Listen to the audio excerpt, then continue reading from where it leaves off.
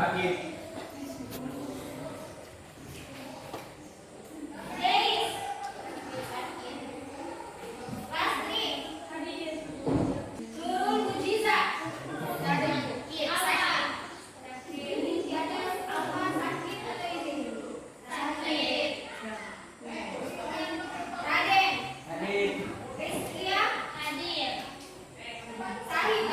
Hadir. Safira Nabila. Dari mana dia? Safira Nabila. Tuh, jaga kesehatan ya. Dan tetap semangat belajar. Nah, di sini ada gambar ilustrasi. Gambar ilustrasi ini kira-kira tentang apa? Ceramah. Kedua, siapa yang bisa?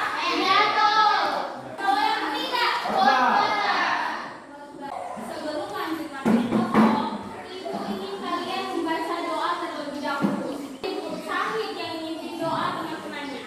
Teman-teman, sebelum kegiatan kita mulai, saya mengajak teman-teman ingin berdoa menurut agama dan keyakinan kita masing-masing. Berdoa, mulai.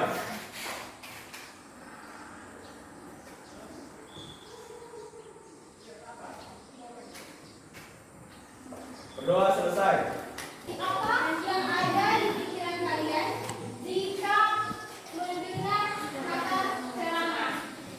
Apa yang ada di pikiran kalian ketika mendengar kata ceramah? Siapa yang bisa angkat tangan? Siapa yang bisa sampai di 5? Menambah pengetahuan dan ilmu. Yang lain? Afri. Sebagai pengingat dan nasihat untuk berbuat kebaikan, mendapatkan keterangan hati dan pikiran, dan untuk menyelesaikan masalah. Kira-kira di mana kalian pernah mendengar ceramah?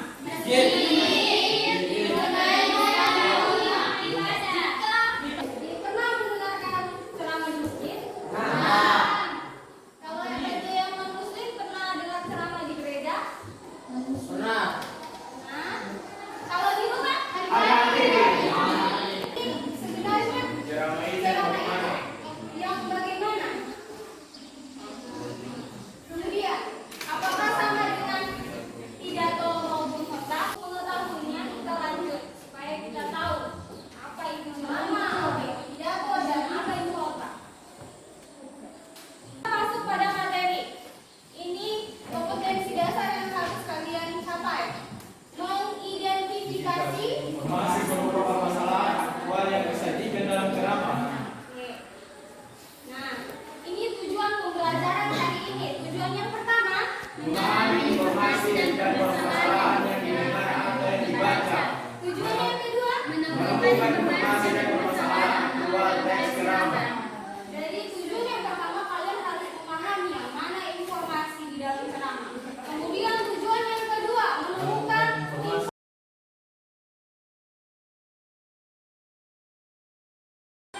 Nah, sekarang kita akan pengertian ceramah. Siapa yang bisa menjelaskan apa itu pengertian? Siapa? Saya, Ibu.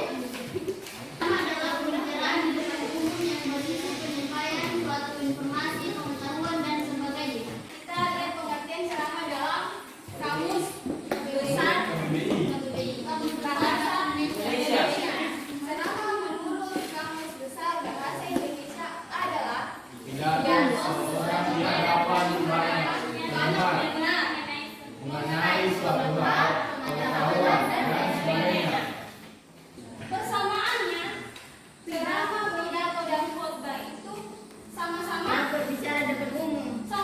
berbicara depan umum. Persamaan pidato, ceramah, dan khotbah semuanya masuk dalam Aktivitas public speaking, ya, public speaking, yakni berbicara di depan orang banyak alias berbicara di depan umum. Jadi apa yang bisa menjelaskan pengertian dari pidato? Saya, Sahid.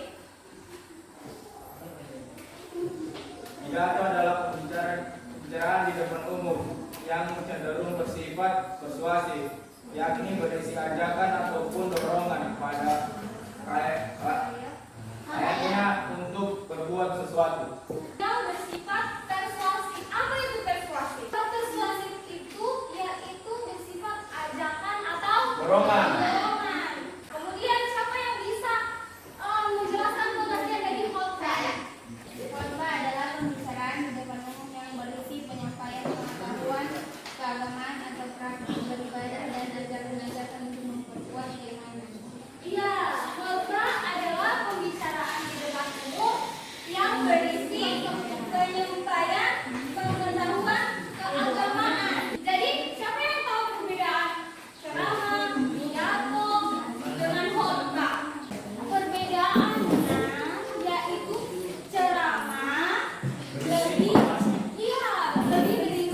informasi, pengetahuan dan lain sebagainya. Yang ketiga, tidak tahu berisi ajakan dan dorongan. berisi Ajakan. ajakan Dan atau dorongan, yaitu dia lebih bersifat persuasif dan pidato. Foto ini pun Ya, khotbah. Khotbah adalah Pengetahuan keagamaan. iya berisi pengetahuan keagamaan. Sekarang mendengarkan ceramah. Artinya setiap manusia, bukan hanya muslim, ada non-muslim juga. Ya, manusia, baik yang muslim, non-muslim, ingin pintar dia belajar. Di fitrah belajar itu melekat kepada nilai kemanusiaan.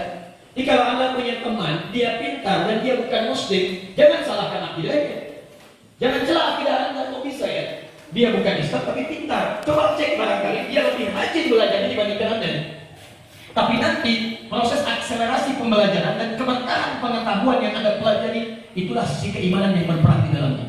Dia membedakan adalah bagaimana pengetahuan itu dipercepat dan hadir keberkahan di dalamnya. Nanti kita akan bicara di akhir kalau masih ada waktu, proses percepatan pengetahuan dan menghadirkan keberkahan di dalamnya. Ini akhir. Ini kunci yang pertama. Nah, sekarang pertanyaannya, bagaimana kemudian menerjemahkan aspek pembelajaran ini sehingga menjadi sistem yang terukur, sistem yang baik, sehingga semua potensi pengetahuan bisa dikeluarkan dengan baik dan menghasilkan hasil yang paripurna. Itulah yang coba kita akan keluarkan ayat-ayatnya terkait dengan pembahasan kita. Baik. Di sini jadi dari maghrib sampai tadi itu baru mukadimah. Sekarang ini isinya, kan? Sudah kita sampai jam berapa? Saya bagi dulu ya kemungkinan penyampaian sampai jam berapa ya?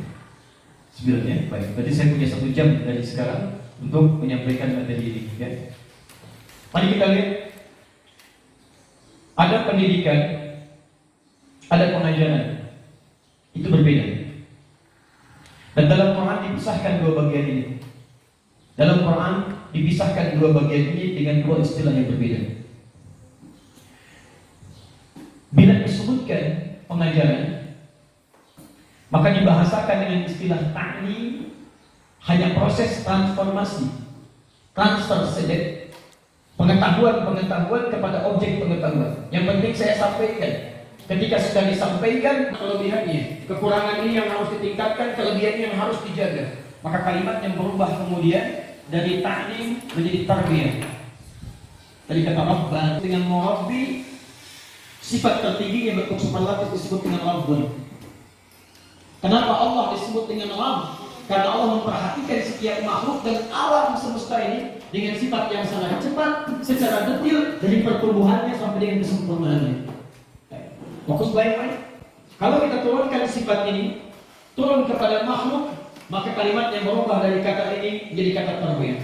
Jadi di Quran ada istilah pendidikan.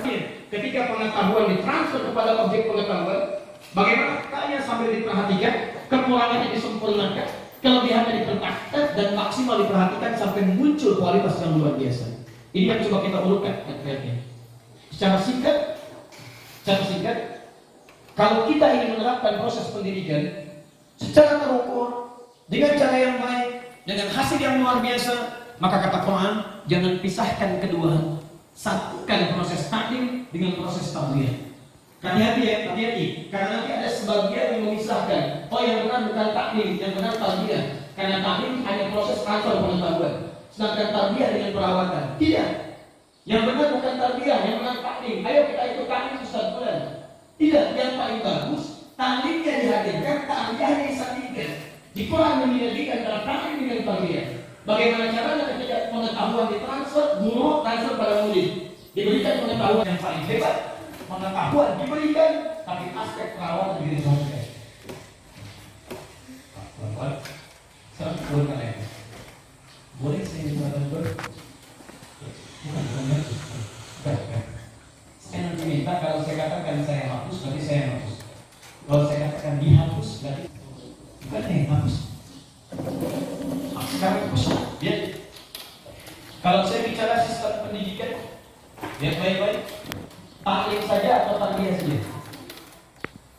Taklim dan tarbiyah. Kalau taklim apa itu? Transfer pengetahuan. Kalau apa itu?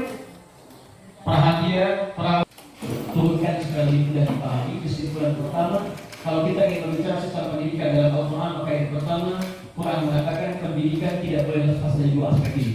Satu, sampaikan pengetahuannya. Dua, lihat kualitas anak didiknya sehingga maksimal mendapatkan tarbiyah dalam proses pendidikannya. Cara pertama, satu, iqra tapi iqra bismi rabbikal ladzi khalaq. Dia kaidah pertama. Iqra bismi rabbikal ladzi khalaq. Saya perlukan kalimatnya. Iqra. Ini yang paling penting. Bismi rabbikal ladzi khalaq. Disebutkan Rabbnya. Iqra aspek taklimnya. Di sini bismi rabbik, rabb aspek tarbiyahnya. Rabbi khalaq. Saya garis bawahi. Ini satu, yang ini dua. Ini aspek taklimnya, transfer pengetahuannya. Ini aspek tarbiyahnya. Disebutkan bahkan kata Rabbnya menunjuk pada sifat tarbiyah yang paling tinggi. Perhatikan baik-baik. Iqra bismi rabbikal ladzi. Tadi sudah diperhatikan ceramah tadi ya. Tadi Ibu sudah bagikan lembar kerja. Tugas di buku paketnya itu di halaman 78. Nah, di situ ada tugas. Jawablah dengan benar dan jelas. Ya. Apa manfaat jika kamu mendengarkan ceramah? Kemudian yang bagian B, apa manfaat jika kamu menyajikan ceramah? Terus bagian C, kapan dan di mana saja kesempatan mendengarkan ceramah itu? D, bagaimana persamaan dan perbedaan antara ceramah dengan pidato serta khotbah? Bagian D, informasi atau pengetahuan apa saja yang dapat kamu peroleh dari ceramah tadi?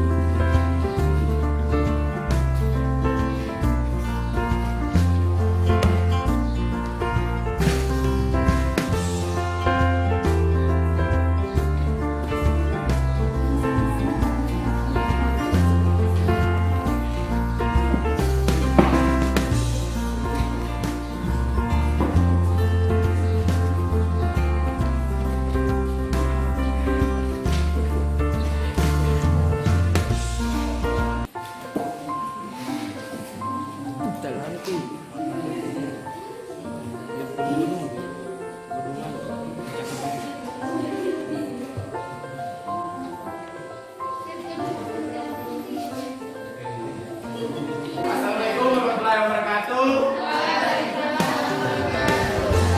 Wah, kan tahu semua sudah. Saya membacakan hasil studi kami. Satu, apa manfaat jika kamu mendengarkan ceramah? Manfaat kami dapatkan saat mendengarkan ceramah adalah menambah pengetahuan dan ilmu. Sekian dan terima kasih. Saya